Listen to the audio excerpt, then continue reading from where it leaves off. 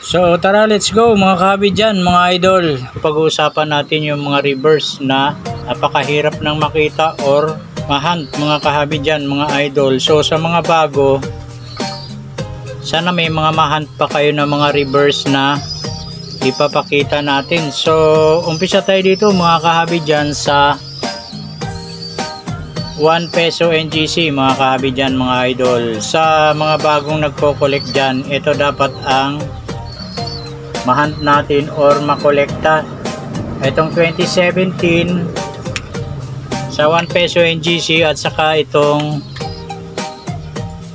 2018 na may upper mint mark mga kahabi dyan, mga idol. So sa mga bagong nagko-collect, ito kasi yung mga hard to find na.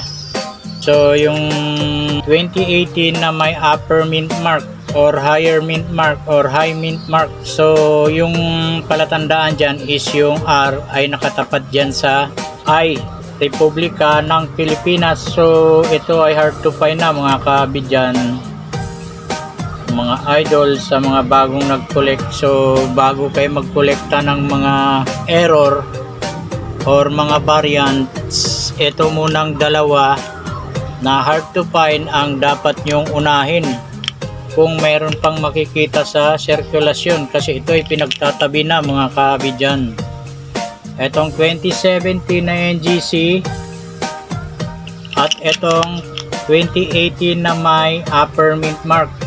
So sa mga bagong nagko-kolekta, yan ang uunahin natin na kolektahin kung meron pa sa sirkulasyon. So ang pag-uusapan naman natin mga kahabi is yung reverse, mga rare or semi hard to find na reverse. So sa NGC kasi na 1 peso, ito ay semi hard to find mga kahabi dyan, mga idol. Itong reverse lang, itong reverse lang yung frosted. So variant yan mga kahabi dyan or variation. So dito naman tayo sa 1 peso BSP. So mga reverse ang pinag-uusapan natin dito mga kahabi dyan, mga idol. So ito pa rin ang hard to find dyan sa 1 peso BSP series, itong 2005. So ito dapat ang mahunt natin, itong 2005 na to, kasi ito ay may malaki ng value. Hard to find to mga kahabi dyan, mga idol, sa mga bagong nagko-collect. So mapunta tayo sa mga reverse. So dito tayo sa reverse ng 2010 na BSP series. So ito ay may mga variation mga kahabi dyan, mga idol. Itong hawak natin is reverse 3 na frost. Yung reverse lang ang frosted nito. Semi hard to find to, pero ang mas mahirap mahunt nito mga kahabi dyan, mga idol, is yung reverse 3 na hindi siya frost yung reverse. So mas mahirap makita mga kahabi dyan is yung hindi frost nito na reverse 3. So katulad nito, ganun lang siya dapat na reverse 3, hindi siya frosted sa 2010. So yun ang mahirap mahunt sa 2010. So mapunta naman tayo dito sa 2015 na isa pa ring napakahirap mahunt yung reverse nito. So ito yung sample natin na 2015 na reverse 3. So ito yung normal or natural or common na 2015 na reverse 3. So maliban sa frosted, reverse and reverse, may reverse pa yan mga kahabi dyan, mga idol, na napakahirap makita. So itong reverse, itong reverse na malalapad yung cogwheel, parehong reverse 3 yan mga kahabi dyan, mga idol. Bold letters ito na sobrang lalaki. Ito ang mahirap makita, itong nasa kanan na to. So bihirang makita to mga kahabi dyan mga idol, itong reverse 3 ng 2015 na to.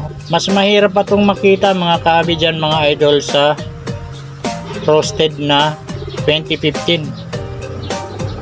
Etong malalapad yung cogwheel. Okay mga kahabi dyan, yan ang dapat nating ma-hunt na napakahirap makita. Isa sa mga hard to find. Ito pa yung isa pa na napakahirap din makita mga kahabi dyan mga idol, sa reverse. Puro reverse ang pinag-uusapan natin dito. Itong 2012 na, ito yung 2012 mayroon din siyang frosted. So itong hawak natin is hindi siya frost, 2012 siya na hindi frost na reverse 3. So ang 2012 ay may dalawang reverse, reverse 2 at saka reverse 3 lang mga kahabi dyan mga idol. So itong reverse 3 ay may frosted or may frost. Itong hawak natin is hindi siya frost na 2012 na reverse 3. Napakahirap makita nito mga kahabi dyan mga idol. So sana may mahunt pa kayong mga ganito. So mapunta naman tayo dito sa 5 peso na mga kahabi dyan mga idol. Ano bang hard to find sa 5 peso? So sa BSP, ang hard to find sa 5 peso is yung 2006. So wala tayong 2006. At sa etong NGC naman na round, ang mababa lang na percentage nito is itong 2019 na reverse frost. So ito dapat ang makukolekta natin, itong reverse frost na to ng 2019 reverse frost yan mga kahabi dyan mga idol. Ito ang may mababang percentage sa round shape na 5 peso. Bukod sa 2006 nito, sa BSP tayo mga kahabi dyan mga idol.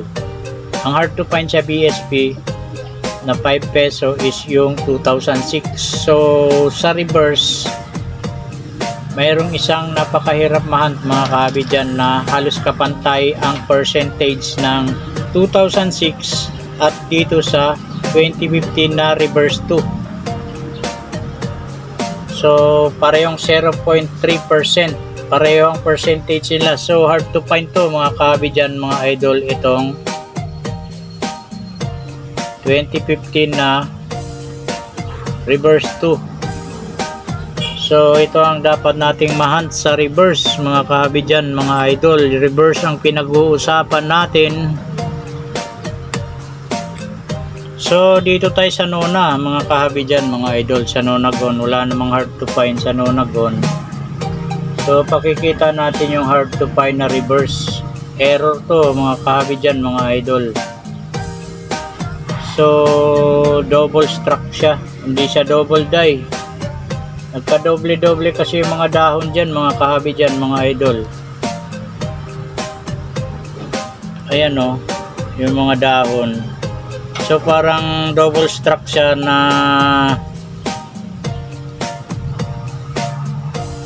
parang tumalon yung planchet dyan mga kahabi mga idol.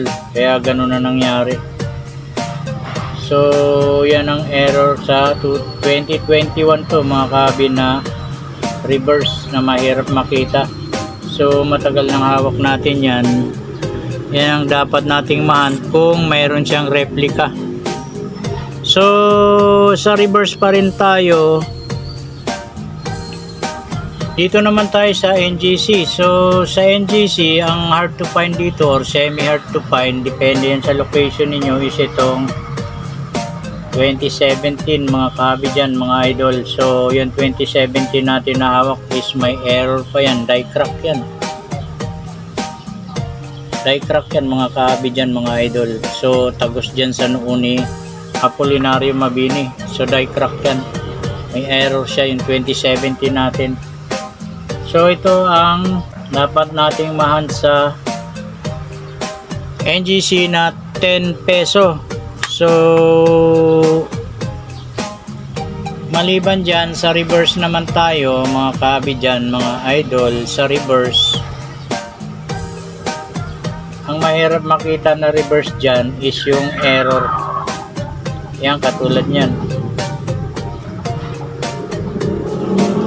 Extra metal yan. Kita nyo yung metal na yan, malaki. Hindi yan maliit na metal, dalawa. So, yung reverse na yan, ang mahirap makita sa susumpa natin. Oh. 10 peso NGC. Yung may extra metal na yan. Malaking metal yan mga kahabi, mga idol. So, yan ang dapat nating mahunt sa 10 peso NGC reverse. Yang extra metal na yan mga kahabi. So, sana makahandling kayo ng ganyan. Bihira makita yan. So, dito na tayo sa panghuli mga kahabi dyan, mga idol, sa mga bagong nagko-kolekta sa 10 peso BSP series. Ang hard to find dyan is yung 2007 at saka 2009. So parehong wala tayo nun mga kahabi, mga idol. Pero may mga hawak din tayo na hard to find sa 2008. So ito dapat ang mahunt natin sa 2008. Dalawang reverse to na mahirap makita.